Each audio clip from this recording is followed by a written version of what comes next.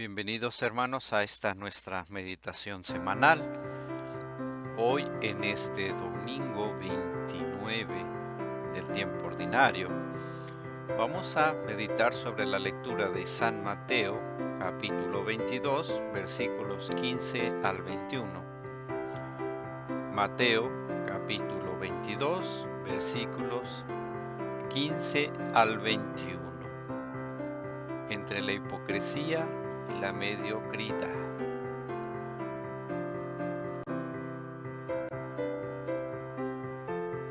Lectura del Santo Evangelio según San Mateo. Gloria a ti, Señor. En aquel tiempo se retiraron los fariseos y llegaron a un acuerdo para comprometer a Jesús con una pregunta. Le enviaron algunos discípulos suyos con unos herodianos y le dijeron: Maestro, sabemos que eres sincero y que enseñas el camino de Dios conforme a la verdad, sin que te importe nadie, porque no te fijas en apariencias. Dinos pues, ¿qué opinas? ¿Es lícito pagar impuesto al César o no? Comprendiendo su mala voluntad, les dijo Jesús: Hipócritas, ¿por qué me tientan? Enséñanme la moneda del impuesto. Le enseñaron un denario. Él les preguntó: ¿de quién son esta imagen y esta inscripción? Le respondieron: del César. Entonces les replicó: pues dar al César lo que es del César y a Dios lo que es de Dios. Esta es palabra del Señor. Bienvenidos hermanos a nuestra meditación semanal. En esta ocasión tenemos el Evangelio de Mateo, que nos habla algo interesante entre la hipocresía y la mediocridad. Vamos a prepararnos. Como siempre, encomendamos al Espíritu Santo en nuestra mente, en nuestro corazón. Ven, Espíritu Santo, llena los corazones de tus fieles.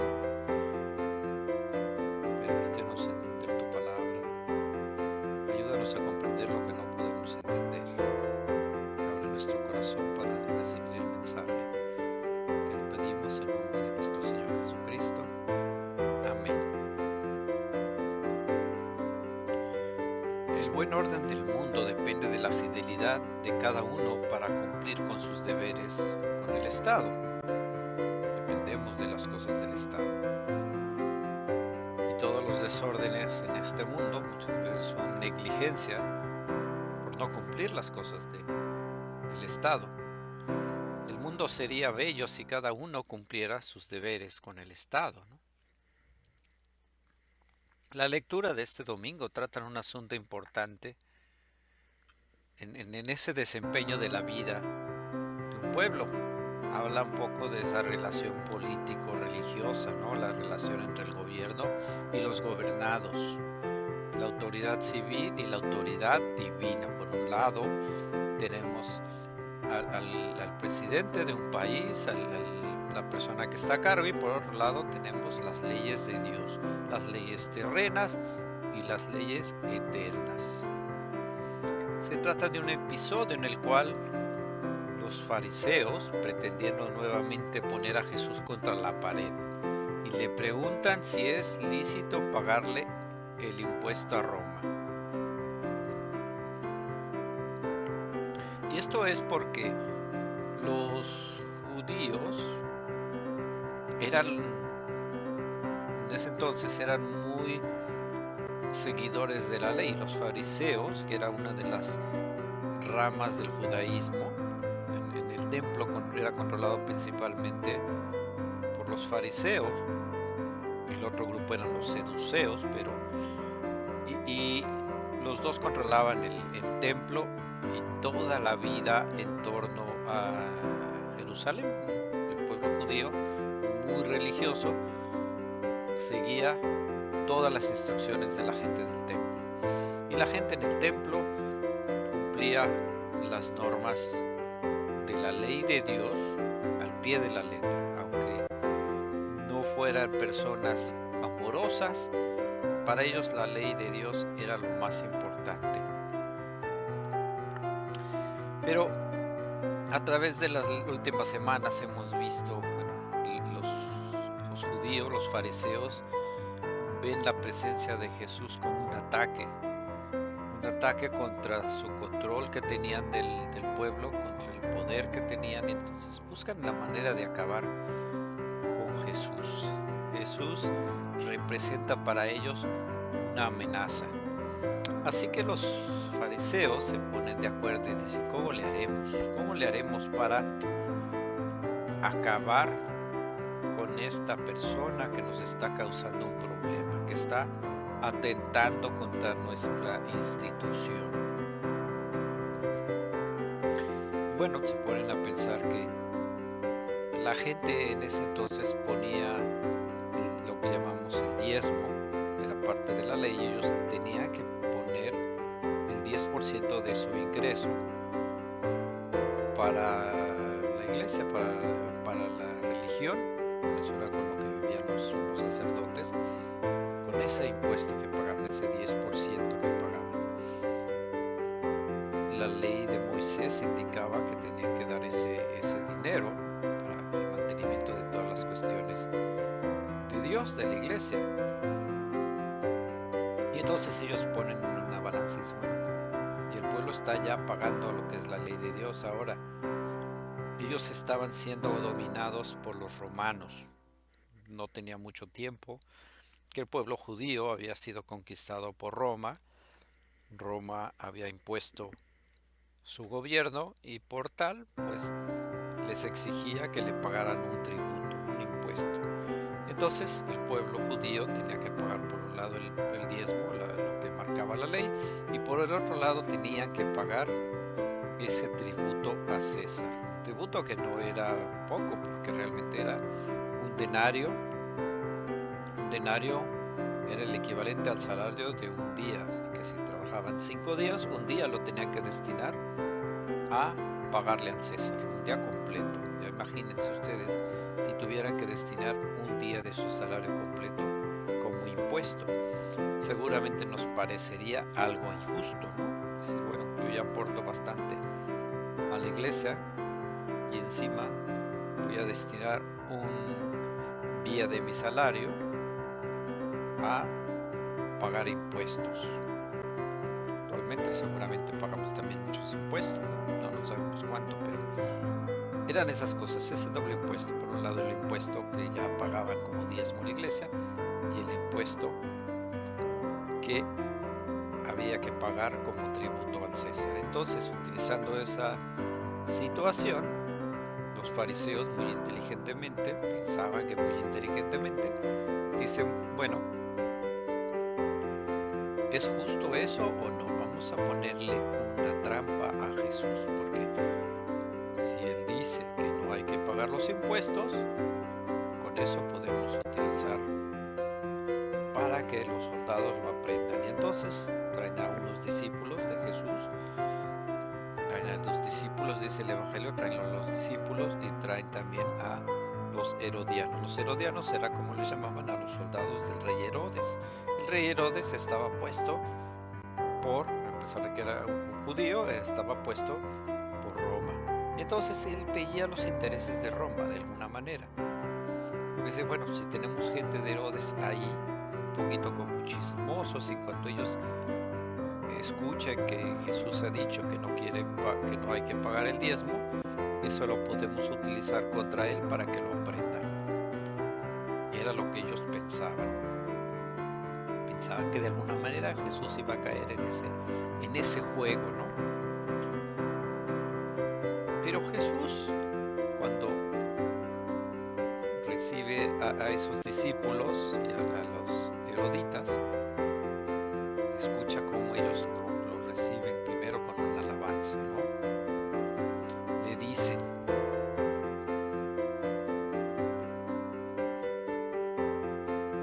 Maestro, sabemos que eres sincero y que enseñas el camino de Dios conforme a la verdad, sin que importe nadie, porque no te fijas en apariencias.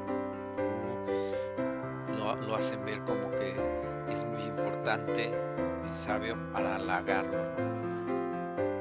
Le dicen, ¿es correcto que paguemos el impuesto al César o no? Jesús inmediatamente se da cuenta de esa malicia con que lo hacían. Jesús conoce los corazones de la gente y comprendía su mala voluntad. Les dijo, hipócritas, ¿por qué quieren tentarme? Enséñenme la moneda. Y van y le enseñan la moneda. ¿Y quién está en la moneda?, les dice Jesús. ¿Quién es esta persona que está aquí en la moneda? El César, le contesta. Ese era César Tiberio, que fue el emperador romano que estaba en ese entonces a cargo del poder en Roma. Fue el mismo que estaba cuando Jesús fue crucificado. Un denario era una moneda de plata con esa figura que es del César. El César no era una persona que dijéramos era una persona bondadosa o que veía mucho por la gente. No, el César era un ser poderoso que lo veían como un dios. Era el máximo poder, la máxima autoridad era el César. Nadie podía ponerse en contra de lo que dijera el César. Así que cuando Jesús dice al César lo que es de César, estás diciendo todo eso que es de este mundo, lo que representa el poder, las cosas materiales, dénselo al César. Pero a Dios tienen que darle lo que le corresponde. Las cosas de este mundo le corresponden al César, pero las cosas del otro mundo, como él decía, mi reino no es de este mundo, le corresponden a Dios. Las cosas de Dios tienen que tener su lugar. Tiene que haber esa separación. Por un lado el buen gobierno, por otro lado las cosas morales, las cosas que me llevan a Dios.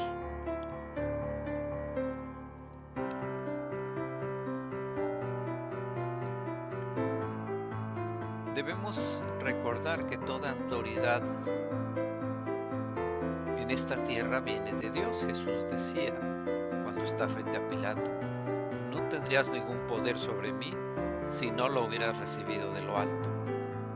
Dice que Jesús está diciendo, Dios es el que de alguna manera sabe la función del gobierno. El gobierno tiene una función importante en la vida de los ciudadanos porque organiza y busca el bien común. El fin de un gobierno es el bien común, el bien de todos los ciudadanos, que no siempre es así, pero ese es el fin de un gobierno, que la gente esté bien. Y si la autoridad civil viene de Dios, también depende de Él. Esto viene como consecuencia de que un gobierno puede llegar a ser injusto, sí, y puede oponerse al orden divino, puede oponerse a la ley de Dios.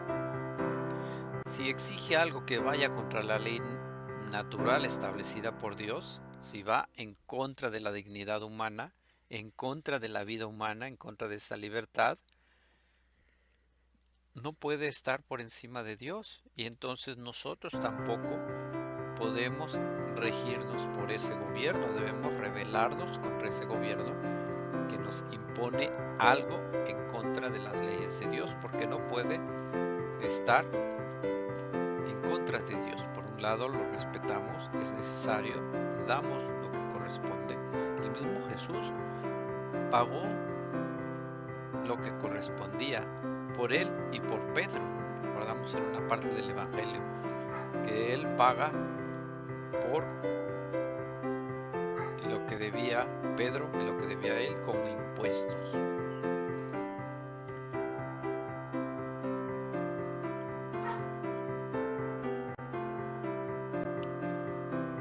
La función más alta de la ley es la de garantizar igualmente a todos los ciudadanos el derecho de vivir de acuerdo con su conciencia y de no contradecir las normas del orden moral natural reconocidas por la razón.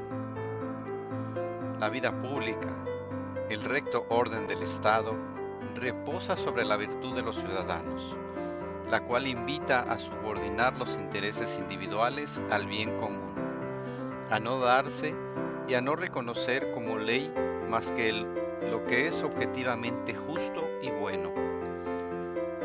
Los antiguos griegos habían descubierto que no hay democracia sin que todos sean sujetos a la ley, y que no hay ley que no esté fundada sobre una norma trascendente de lo verdadero y de lo justo. Las leyes deben de estar de acuerdo a ese orden divino.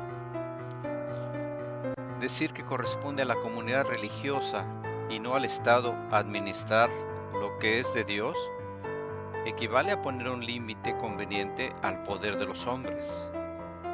Y este límite es el campo de la conciencia, de los últimos fines, del sentido último de la existencia, de la apertura al absoluto, de la atención hacia un perfeccionamiento jamás conseguido, que estimula los esfuerzos e inspira las justas opciones. Podemos imaginarnos lo que implicaría eliminar a Dios de la vida pública, de Dios como última instancia de la ética y garantía suprema contra todos los abusos de poder del hombre sobre el hombre. Dios debe ser quien rija el buen gobierno. En el juramento de la bandera de los Estados Unidos se dice, por ejemplo, una nación bajo Dios, indivisible, con libertad y justicia para todos. Es decir, se reconoce la dirección de Dios en el gobierno. Juan Pablo II proponía lo siguiente.